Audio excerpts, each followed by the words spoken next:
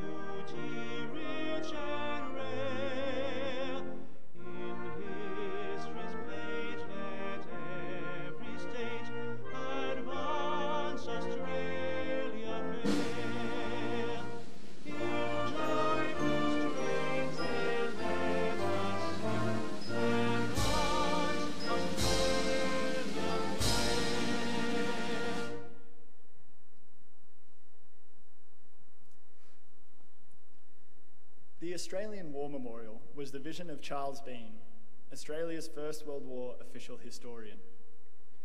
Bean landed with the Australian troops on Gallipoli and stayed with them at the front through to the end of the war. The idea of this national memorial and museum came to him at Pozières, France, in the depths of the bloody fighting of 1916. Bean's idea was that this would be a place where families and friends could mourn loved ones buried in faraway places.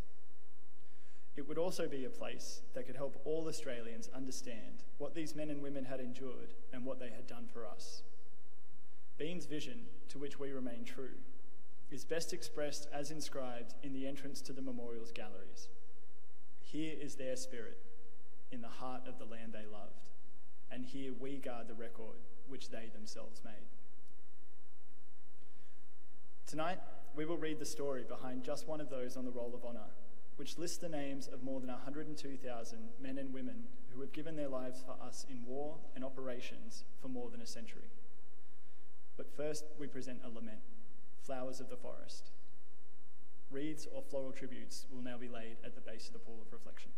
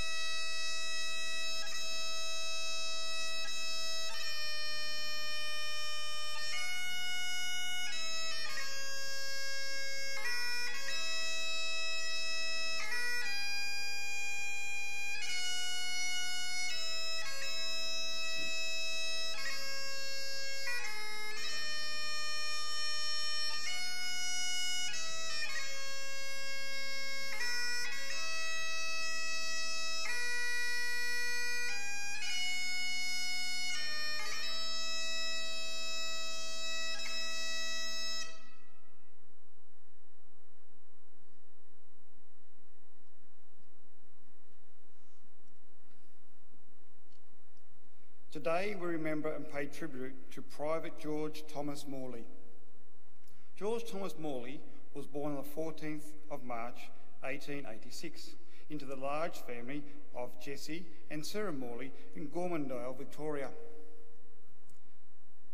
Here he grew up and attended Gormandale State School. His father died in 1897, and in the years that followed, Morley left school. By the outbreak of the First World War, he was working as a farmer in Colstrom Lakes, Queensland. Morley enlisted in the Australian Imperial Force at Brisbane on the 6th of December 1915. After initial training, he was allotted to the 11th Reinforcements to the 16th Battalion. On the 30th of March 1916, he embarked from Brisbane on board the transit ship Star of Victoria, bound for Egypt. Following a brief stop in Egypt, Morley sailed for France in May and was sent to the 2nd Australian Battalion base details at Epitaph. At the end of July, he was sent forward to the joining 26th Battalion, where they suffered heavy casualties at Pozières. When Morley arrived in early August, the battalion was at Taras Hill, preparing for the next attack on the heights of Pozières. After intense bombardment on the 4th of August, the 2nd Australian Battalion, which was the 26th Battalion was part of, attacked and captured the heights. At some stage during the early hours of the 5th of August, Morley was killed. The manner of his death was not recorded, and his remains were never located. A court of inquiry held in June 1917 found that he had been killed in action.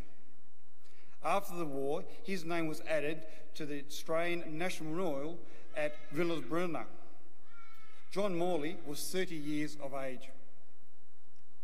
The war years were unkind to the Morley family. 5 of George's siblings killed of ill health in Australia, and 2 brothers were killed fighting in France and the Middle East. Private Edward Morley died of wounds received at Bullecourt, serving with the 21st Battalion in May 1917. And Trooper Robert Hurley Morley was killed during the attack on Beersheba on the 31st of October 1917, while part of the 4th Light Horse Regiment. 2 other brothers, however, were returned after the war. Archie, who served with Edward in the 21st Battalion, returned to Australia after being wounded in 1917. Charlie, who had served with Robert in the 4th Light Horse, returned to Australia on compassionate grounds in 1918. George Morley's name is listed on the Roll of Honour on my right, amongst 62,000 Australians who died while serving in the First World War. This is but one of many stories of service, sacrifice told here at the Australian War Memorial. We now remember Private George Thomas Morley, who gave his life for us, for our freedoms, and in the hope of a better world.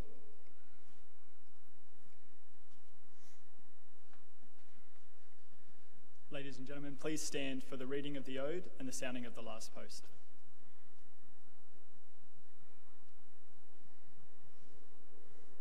They shall not grow old as wither left grow old. Age shall not weary them, nor the years condemn. At the going down of the sun and in the morning, we will remember them.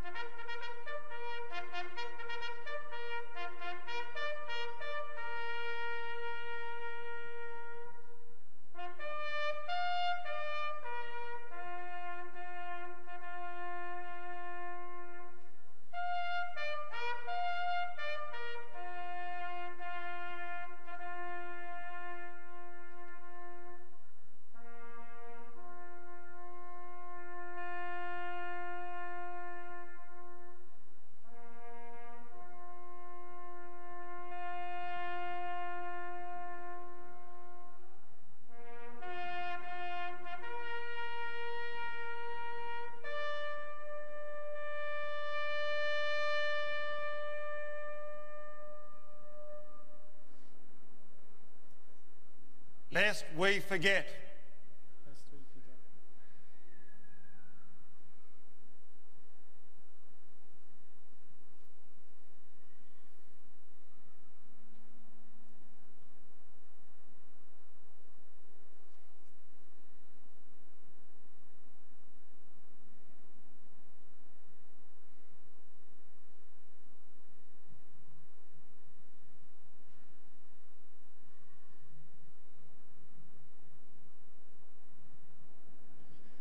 We leave you this evening with the words of the memorial's founder, Charles Bean.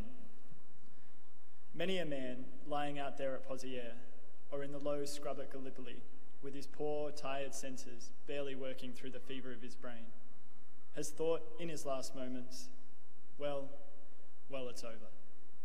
But in Australia, they will be proud of this. Ladies and gentlemen, that concludes the last post ceremony. We thank you for visiting the Australian War Memorial, and we wish you a very good evening.